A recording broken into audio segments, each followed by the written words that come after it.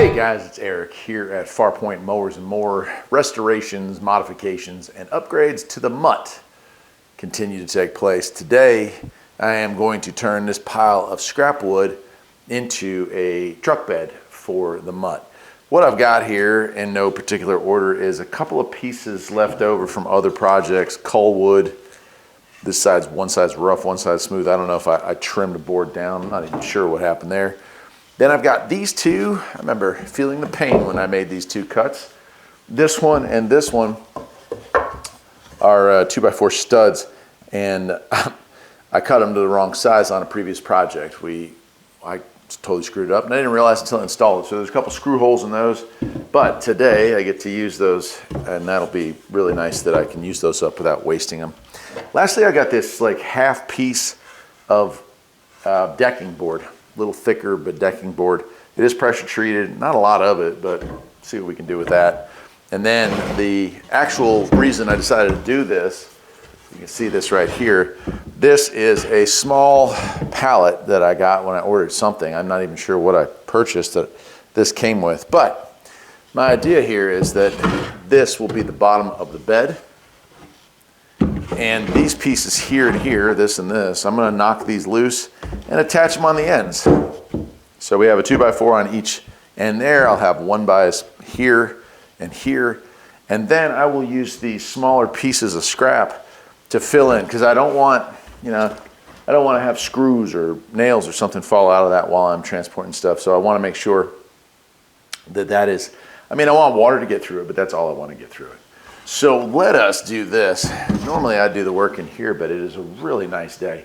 So what I think I'm going to do is take the mutt up to the top by the garage, get some sunlight, and do a little mini build project on this thing. I think it should be fun. Let's do it. All right, well, here we are. We got the mower up top here, the little mutt 3, and we are going to be putting a board. So here's those scraps I was showing you down there at the bottom. We're going to be putting one on each side right about like so. Right? And I measured it out 32 inches, right about right. So the first thing I'm going to do is cut them, but I'm cutting them so the edge that we end up putting up front will have by looking at it this way, it'll be cut like that. So it'll kind of run down into, follow the lines of the body really. All right, then with those, we're going to drill a couple holes through the wood and through the body there and there with some big fat washers here. You can see I found a bunch of assorted stuff.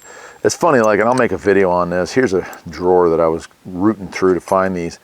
I have pretty much every project I've ever had. You always end up with something left over. I kept it all. I kept it organized, and so as a result, they may not match. Every one of these is different, and every one of these has got a different style of nut on it as well. And the washers come off of some project. I can't even remember. A couple of them rusty, a couple of them not. But you can save a ton of money on anything, let alone these projects like this, by using leftovers, reused. And I got the tools out here to tighten that up afterwards. Once that's on, we'll get to working on the actual bed box. And got this old Ryobi set here that I'll be doing the cutting with today. I'm going to point out, I don't know, let's see if you can see all that, but 50 cents at Goodwill, and it works just fine. Doesn't matter what color these are, as long as they take the 18-volt battery, and this one does, and that's a really old battery there too. But still kicking, then these things will work. One thing I definitely love to teach is how to save a buck. Okay, so here we go. I'm going to cut those two pieces and we'll do some drilling.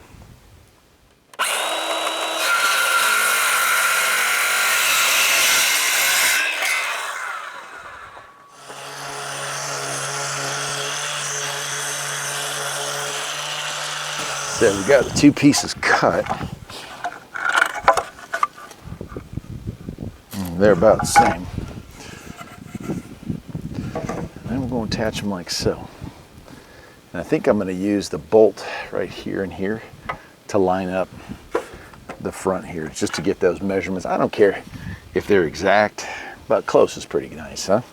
All right, once we have that, I'm going to drill one hole.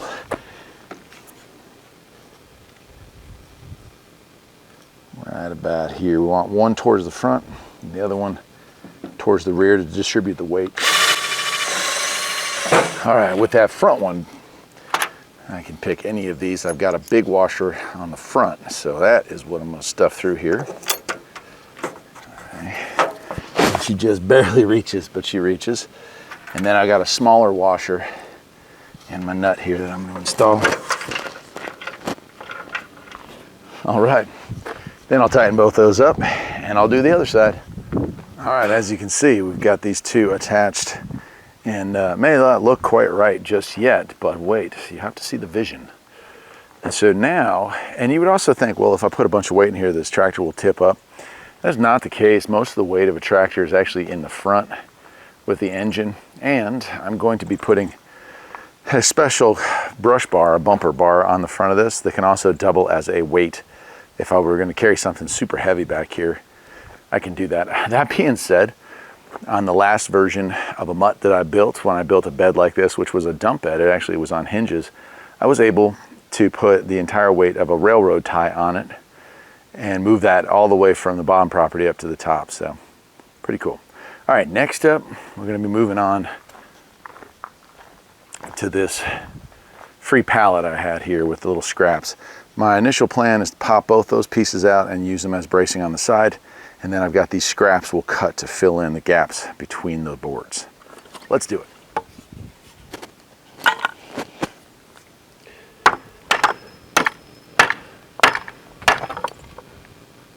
All right, I was hoping to reuse the nails, but they kind of rusted out and broke off when I went to do them. So I'm going to have to use some screws. These screws, while new, are from a previous project that is long since ended. So I kind of still feel like, in the grand spirit of things, this whole thing will be made of used parts. So we can get this other one off. This one's a little cracked. I'm not sure it's going to work. We're going to give it a shot. All right. Bonus on this one.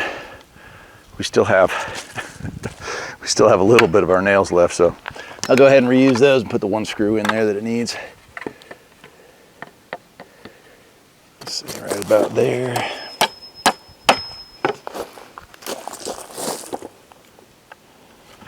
And that's that. So there's our bed. Let's take a look at what that's going to look like. And there it is. You'll see that man, that's a pretty good usable space. It's, I think, oh gosh, I can't remember. I know this is about 20 long. These are a little longer. Now this side, I cut pretty much flush. That side I left, I didn't cut it. I stick out a little bit. That's kind of by design, and I'll explain that in another video. But here we are. I think we're going to sit it. I'll make sure. Perfect. I think that's about as close as we can get it without, I want to be able to, yep. Nice.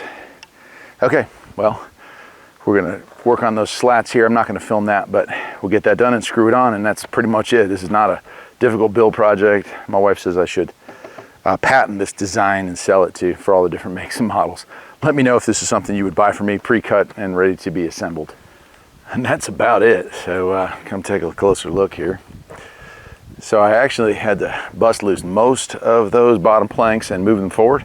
And then I used that one piece of decking scrap that I had. In fact, there's even still about an 8-inch section left of it, and it won't go to waste either. I'll split it into smaller pieces, and I use it for kindling to get the wood burn stove going in the winter months. So the last thing left to do with this is to screw it down to the 2x4 below it, and I'm going to do quite a bit of that because this is where the true rigidity comes in. Those 2x4s have all kinds of support, but these little 1x's that I've been using here, they don't have a whole lot of anything. So we'll put a good amount of those leftovers in there. That, my friends, is that. If you had any doubt, yeah, the seat still flips forward. Access the battery and make any adjustments to the seat you need to make, right? But if I sit on this thing, just show you. The contact is just the rubber here, and that's not actually any, the rubber is just protectant to keep the springs for this in place. So no worries there. Yeah, so let me take the camera off the tripod and give you a walk around, show you how it looks. Here it is. I hope you've been enjoying the series on making the $75 lawnmower, or was it 50? I think it was a $50 lawnmower, and turning it into the poor man's ATV, a mud mower, whatever you want to call it. And I think that thing came out pretty good for what it is, which is, you know, no dollars and no cents. It's all leftover scrap from other projects. Some people might throw that in the trash. I tend to throw it in the pile. And when the time comes, it seems like I always need that pile.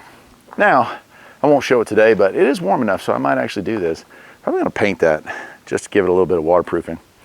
That said, it is done, and it may not look substantial. It may not look like you can handle a lot of weight, but I'm telling you, I bet, well, let me show you. It may not look like much, but I'll bet it can hold me without any problem. And I'm, 220, so to give you an idea of just how useful you can make something like this, I hope this helps, and I hope you're able to create something even cooler. I'll probably make high walls for this at some point, at least on the back wall here and maybe along the sides, and that'll wrap that up. Paint it probably brown or gray, something like that, just with exterior paint, just to keep the rain from getting too bad on it. Till next time, my friends, take care.